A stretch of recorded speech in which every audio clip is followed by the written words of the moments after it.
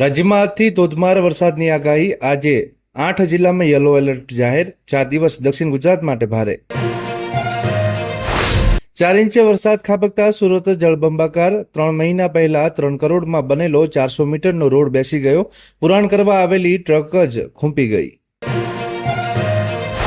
મહેસાણા જિલ્લા ભાજપ દ્વારા વિવિધ મોરચાના માળખા જાહેર। 4 મુખ્ય મોરચાઓમાં નવા પદાધિકારીઓ અને કારોબારી સભ્યોની સત્તાવાર વરણી। બનાસકાંઠા સાંસદ ગેનીબેન ઠાકોરની અધ્યક્ષતામાં દિશા કમિટીની બેઠક। પાલનપુરમાં કેન્દ્ર રાજ્યની યોજનાઓની કામગીરીની સમીક્ષા કરાઈ।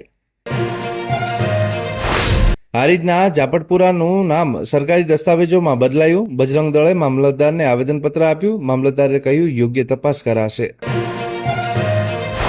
તલોદના મુદાસણામાં દેશી દારૂની ભઠ્ઠી પર દરોડો। રૂપિયા 5.30 લાખથી વધુનો મુદ્દામાલ જપ્ત। એક આરોપી ઝડપાયો।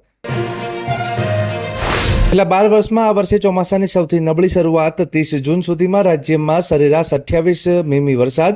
52 તાલુકા કોરા તાકોડ। પાક પાણીની ચિંતાજનક સ્થિતિ। નવસારીમાં 4 ઇંચ વરસાદથી ઘરોમાં પાણી ઘૂસ્યા। સાવરકુંડલાની નાવળી નદીમાં પૂર। 48 કલાકમાં ચોમાસું ગુજરાતને કવર કરી લેશે। ભારેથી અતિભારે વરસાદની આગાહી। ગાંધીનગરમાં આજે ગુંડાઓનો વરઘોડો કાઢી ડીજીપીના નિયમોનો ઉલાળ્યો। રાજસ્થાન ટુરિઝમમાં ચેરમેન બનવાના નામે લીધેલા પૈસા પાછા આપવા ના પડે એટલે સરીમારી કારમાં તોડફોડ કરી હતી। સંરક્ષણ ક્ષેત્રે રોકાણ માટે રૂપિયા 2550 કરોડના એમઓયુ। રાજનાથસિંહે કહ્યું સ્ટાર્ટઅપ તરીકે તમે સીધી સંરક્ષણ મંત્રીની એપોઇન્ટમેન્ટ લઈ શકો છો।